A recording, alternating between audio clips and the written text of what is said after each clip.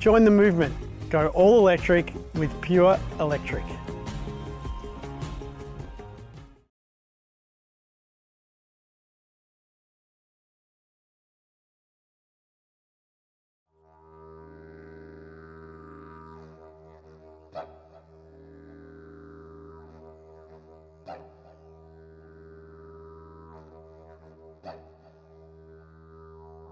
Hi, my name is Loretta Murray and I am a retired registered nurse. Welcome to my home.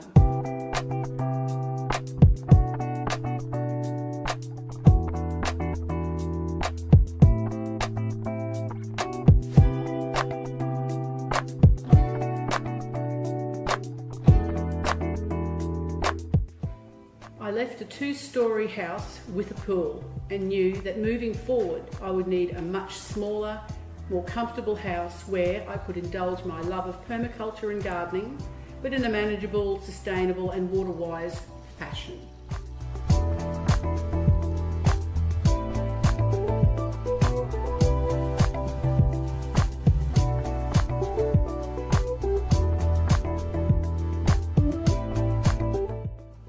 I built this house on the property that my father left to me, so it was important that the old house wasn't wasted or forgotten.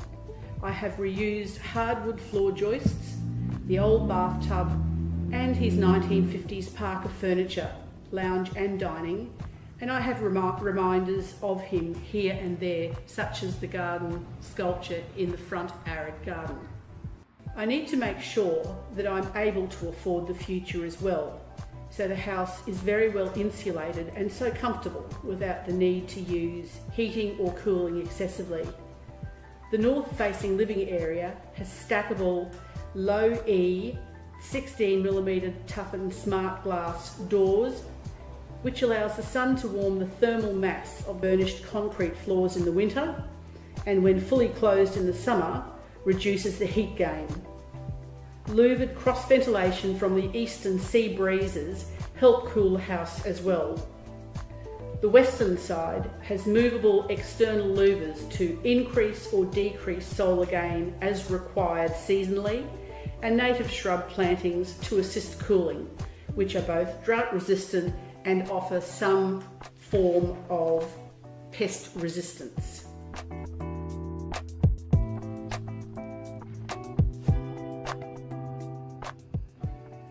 The front of the house faces southwest, and the heat off the bitumen road on a summer's afternoon is ferocious. This is where I planted an arid garden, which has generated significant interest in the suburb. It's lovely to be able to talk to neighbours who stop to talk about the garden, and creates a sense of community.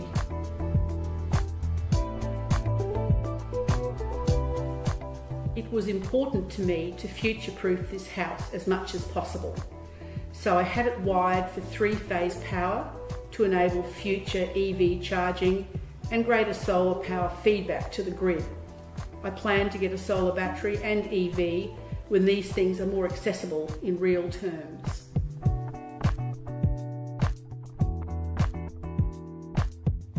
I have sought to include habitats for native wildlife wherever possible, and am the very proud owner of a rescued log hive of native stingless bees. My gardens are as productive as I can make them and are still a work in progress. My 4 hens and I fight over the produce, but it's an ideal place to have my fruit trees, which are happy with their eastern position. Centrally placed in the house is an internal garden atrium where I'm trying to indulge my love of orchids and unusual tropical plants. This also is still a work in progress. Other than the peacefulness that indoor plants afford and the purity that they give to the internal environment, the atrium also acts as a thermal chimney when fully opened.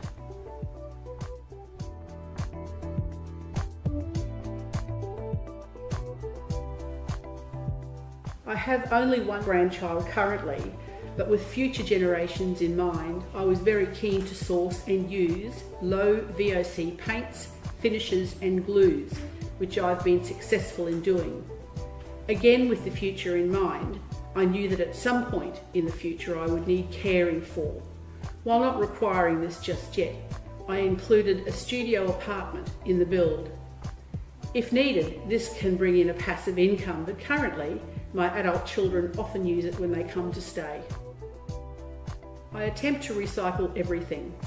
I separate my waste in the house and then divide the green and brown waste between the worm farms, the compost bins or the chickens.